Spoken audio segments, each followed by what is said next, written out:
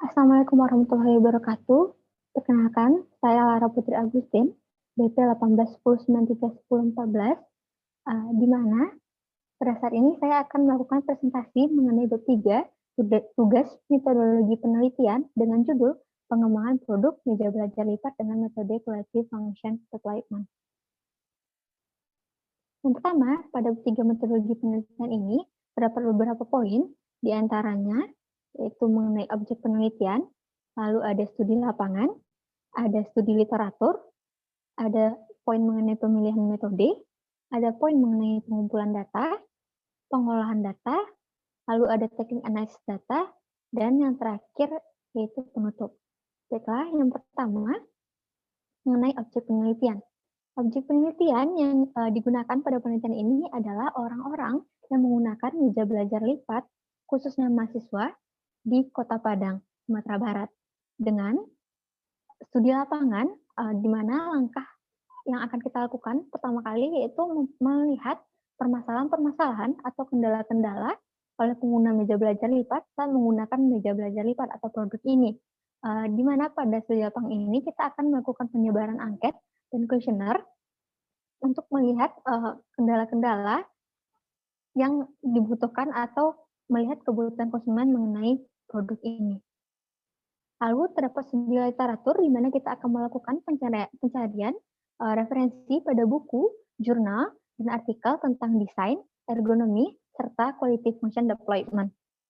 Dengan tujuan bahwa dengan melakukan studi literatur ini kita dapat lebih mendukung teori-teori yang ada serta metode yang kita gunakan dalam menyelesaikan permasalahan yang ada serta menjadi tumpuan untuk teori dasar.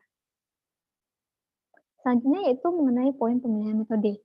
Metode yang digunakan dalam penelitian ini adalah metode Collective Function Development, di mana metode KFD ini adalah metode perencanaan dan pengembangan secara terstruktur yang memungkinkan tim pengembangan mendefinisikan secara jelas kebutuhan dan harapan pelanggan dan mengevaluasi kemampuan produk atau jasa secara sistematik untuk memenuhi kebutuhan dan harapan tersebut.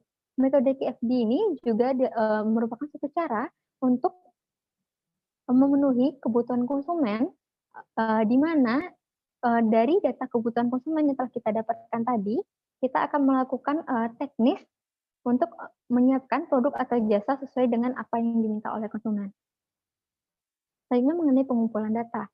Pada pengumpulan data, sumber data yang digunakan pada penelitian ini yaitu sumber data primer, di mana sumber data primer adalah data yang kita dapatkan langsung dari observasi di lapangan.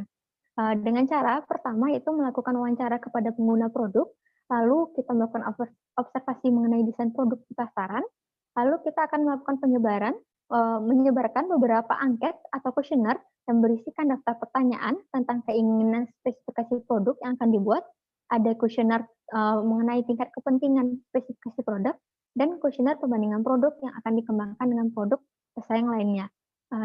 Dalam hal ini kita akan meneliti produk meja belajar lipat. Nah, setelah kita melakukan pengumpulan data, maka kita akan melakukan pengolahan data. Data yang telah dikumpulkan dengan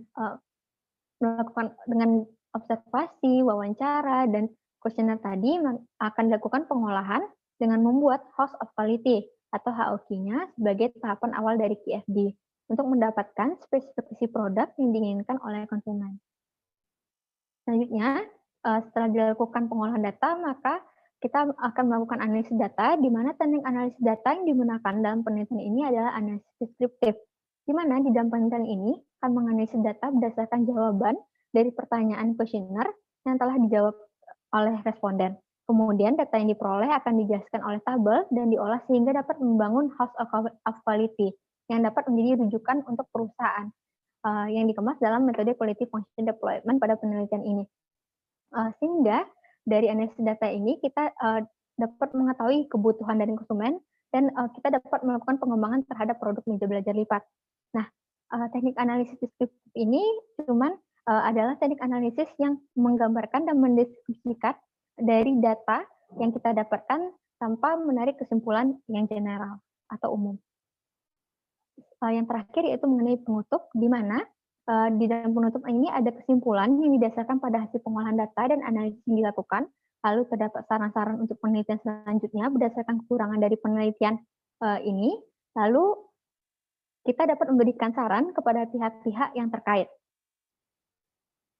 Flowchart dari metodologi penelitian ini dapat dilihat pada layar, di mana yang pertama kali kita lakukan adalah studi lapangan dengan melakukan wawancara, observasi, dan penyebaran kuesioner, lalu ada studi literatur, lalu kita akan melakukan pemilihan metode, yaitu metode yang kita gunakan yaitu metode QFD, lalu kita lakukan pengumpulan data mengenai wawancara kepada pengguna produk, observasi mengenai desain produk di pasaran, dan menyebarkan kuesioner atau angket.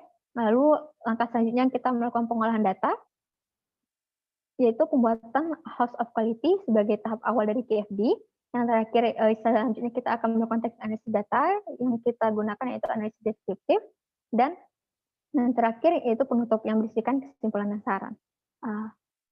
Mungkin hanya itu yang dapat saya sampaikan. Terima kasih atas segala perhatiannya. Mohon maaf apabila ada kesalahan. Saya akhiri. Wabillahi taufiq wal hidayah. Assalamualaikum warahmatullahi wabarakatuh.